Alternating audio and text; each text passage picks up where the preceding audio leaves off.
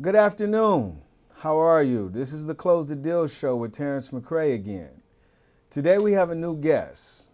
And before I introduce that guest, the Close the Deal show is where ordinary people share business tips and entrepreneurism on how to start a business. And today I brought on Mrs. Adi Abili, and she's the director of accelerators. I would like for you all to understand and know that this woman in particular has a great deal of background history in accelerators. Adi Abili is the manager and director of accelerators at AngelHack. Originally from London, Adi started her financial career in Learningsburg before getting involved in the startup culture of the Silicon Valley. She worked briefly as a Transmedia Capital, two VC firms based in the Bay Area. This ignited her passion for startups. Shortly thereafter, she began to work as a director with legendary investor Tim Draper at his entrepreneur school, Draper University. At AngelHack, Adi works directly with global startups, providing support and education to take ideas and make them into high-functioning startups while expanding the AngelHack brand through ever-expanding networks of advisors, investors, and mentors. Frequently collaboration with international markets, mentors, and startups from around the world, including sections of Europe, Caribbean, and Africa.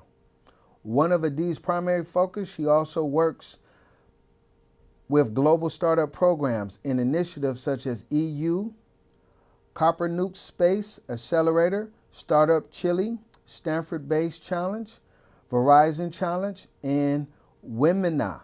She currently maintains multiple board positions in Silicon Valley, advisory board for SXSW, Defy Ventures, and recently became a U.S. regional director for Startup Global Ecosystem, a global virtual one-week accelerator. Adi holds an MS in Finance and Financial from the University of London and currently resides in the Bay Area. She utilized this proximity to the Silicon Valley to keep up with the tech trends while building out her expertise in VC acceleration and new startup markets. This is wonderful to have such a guest. Please welcome Adi to the Close the Deal show. Thanks, Terrence, for having me. Definitely.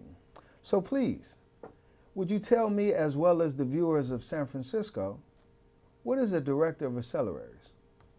So I work at the AngelHack Accelerator. I'm based here in the Bay, and an accelerator is it's a program that takes a startup from an idea or an early validated idea, usually through to investment.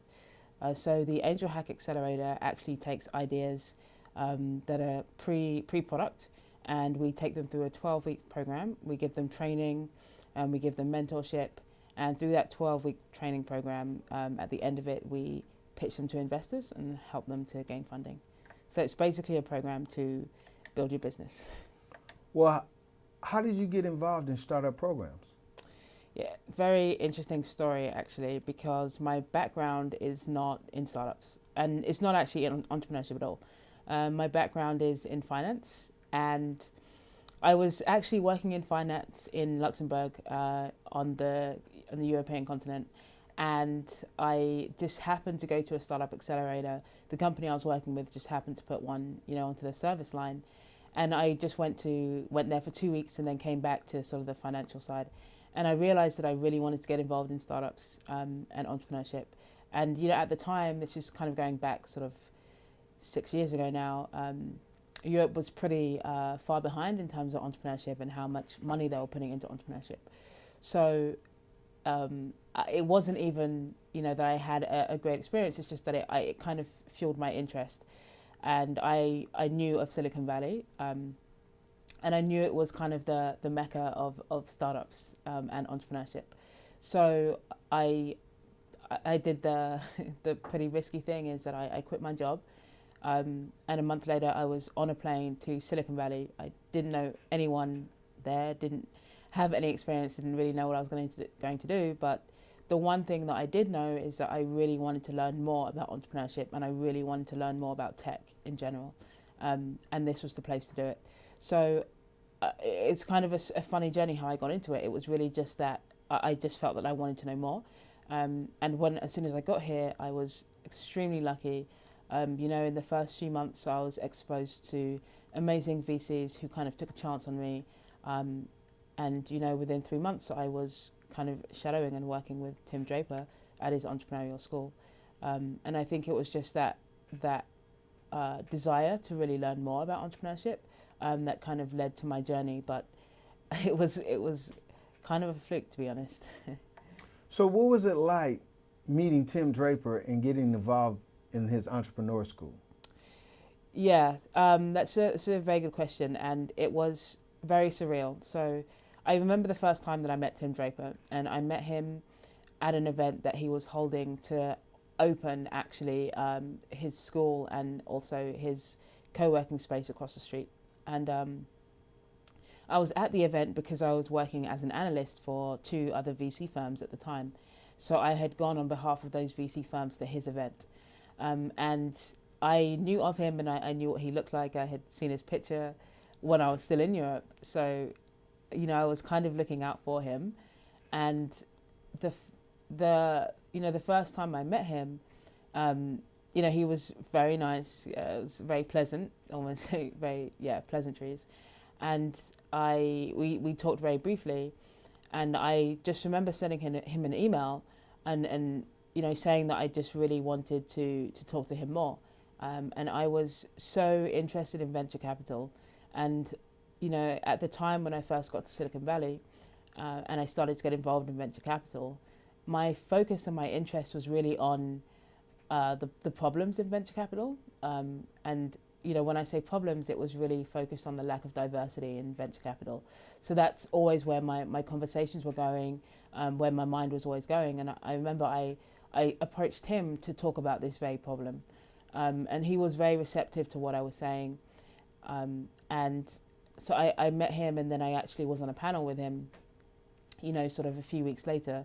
And I remember sitting sort of 2 seats down from him and just kind of in awe as to kind of the wisdom that he was saying to these startups. And we had food afterwards, and I was sitting next to him, and I was talking to him so much about venture capital and just all the things I wanted to do. So it very much felt like a student-teacher relationship in the beginning. Okay. And then, working with him at Draper University was absolutely amazing. I mean, I got exposed to so many people that I wouldn't on my own have got the chance to kind of be exposed to. So that was a great thing, was a network. And then obviously the teaching of startups in general. My knowledge, in the 3 years that I've worked with Tim, exponentially grew in terms of the value that I can offer to startups, just from watching what he was doing and just being involved in the school in general. So it's been a really amazing experience, and I can say that I wouldn't be where I'm at today without having had that experience. Okay. So how has diversity in your profession expand? Yeah, so this is actually a very topical question right now to talk about diversity in venture capital, in accelerators, in the startup ecosystem. Actually, it's bigger than that. To talk about diversity in tech is a very topical issue, and it's a problem. I don't, to be very honest with you, Terence, I don't think that diversity in my field since I have been in the Bay has expanded. I think there has been a lot of talk around diversity, and there have been a lot of initiatives that are put in place. But, if you just take the raw data, it has not increased. And it's when you compare these statistics to other industries which have seen growth in diversity, and when you look at even the makeup of the country, that has expanded in diversity, right? And the city of San Francisco, that has expanded in terms of diversity. But in tech, there's still a long way to go. But something I'm very positive about and very hopeful about is the amount of initiatives that have been put forward.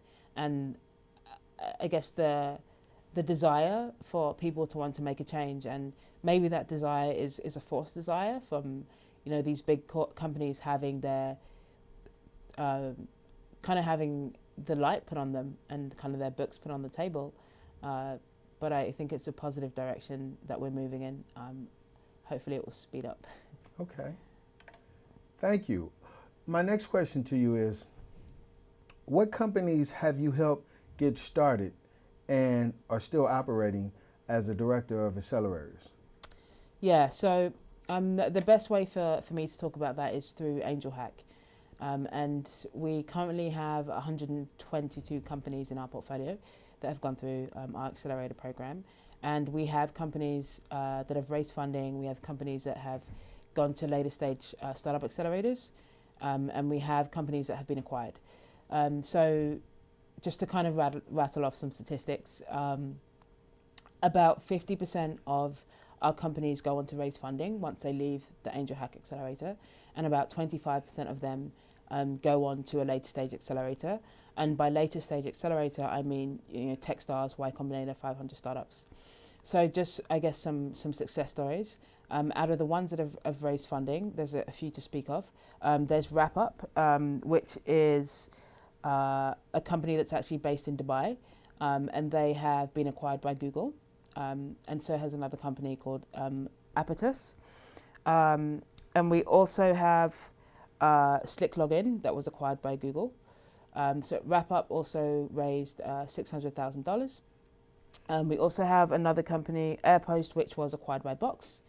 And we have another company, Osprey, which has raised over $10 million. So we definitely have some success stories. You know, I haven't been with AngelHack too long, right? So I can't take credit for all of these success stories personally. Mm-hmm. But through our program, we've done pretty well, and we continue to do pretty well.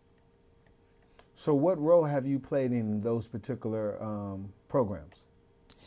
So really, my role with AngelHack and what I do is very much on when they come into the program, mm-hmm. right? So I guess I'm more early stage, right? So when they come into us, they've either just won an AngelHack hackathon, which is our model for actually sourcing startups, and they're pre-product. So, you know, my speciality or my sweet spot is really taking those companies that are really so early in just the idea stage, and they don't really have a business model yet, or really have a market to speak of, and to kind of take them to a point where it's a real business, where they have a business model, they have, you know, a monetization strategy, they have a go-to-market strategy, and work with them through all of that. So part of that is the startup education that you give them. So having speakers, you know, to come in and teach them from an expert point of view. But it's also mentorship. You know, I sit with teams for hours, you know, a week. If you look at my calendar, it's just split into 30-minute calls with so many teams. And that mentorship aspect is really just brainstorming and understanding the problems that each of these companies are having and overcoming these hurdles to make them stronger companies and fully fledged companies. And then, you know, by the end of the 12 weeks, when we put them onto the demo day, it's getting them to a point where they're able to pitch to investors and they have a business to speak of and they have traction. So they have partnerships, or they have clients, or they have revenue. So that's really what I do in the program and where I sit.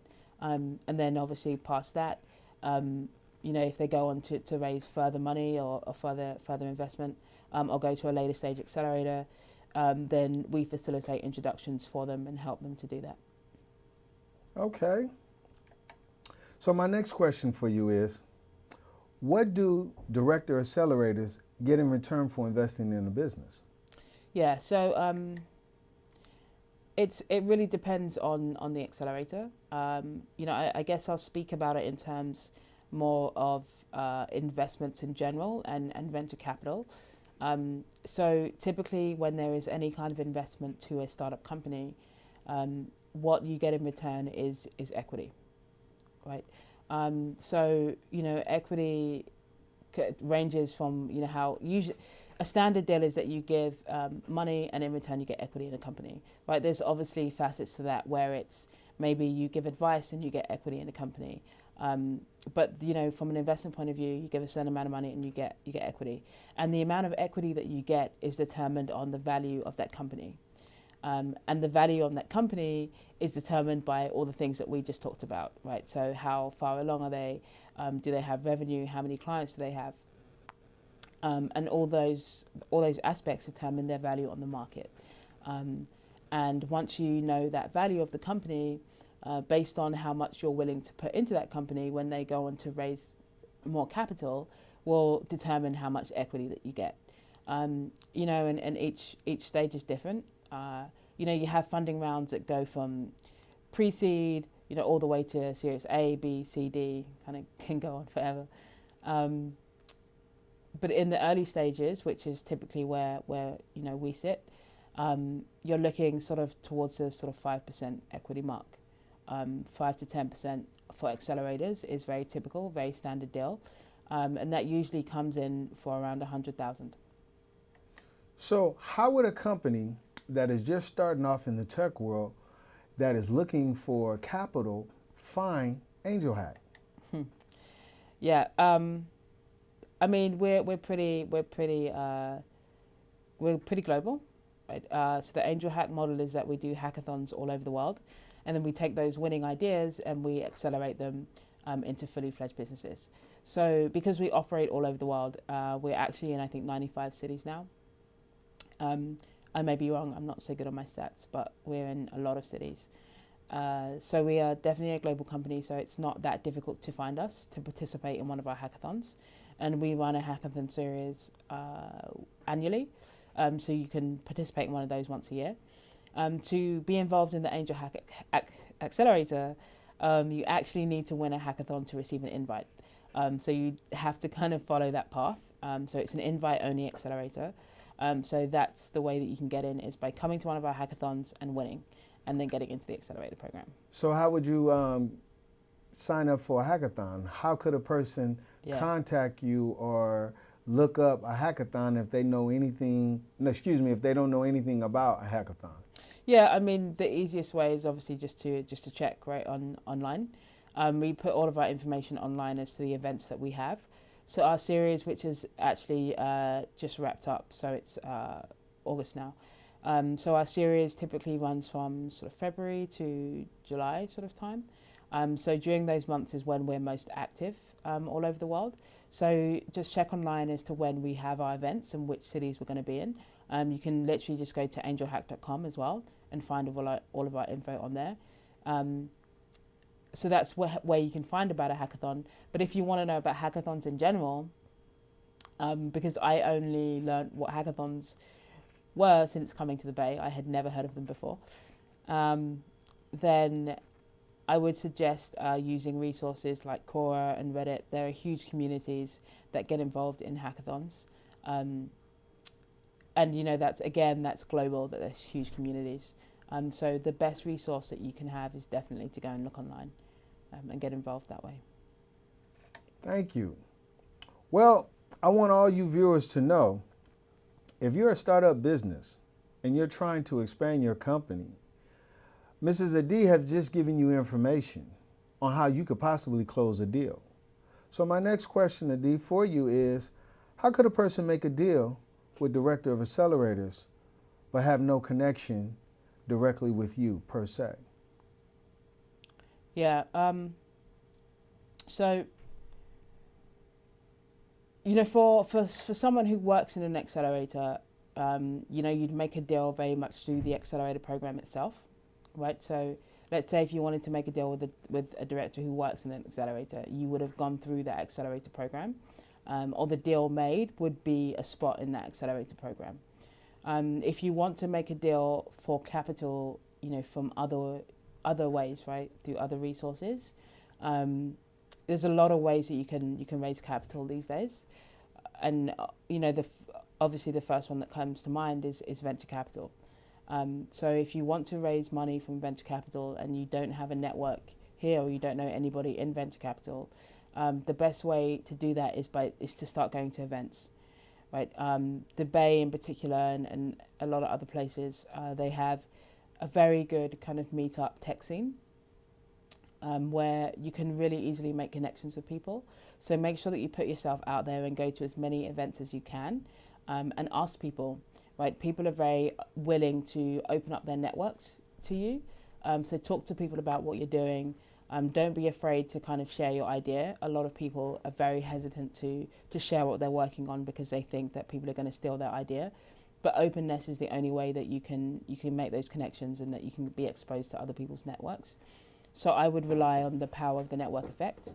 If there's a particular investor that you like that is very active on social media, then pay attention to them on social media.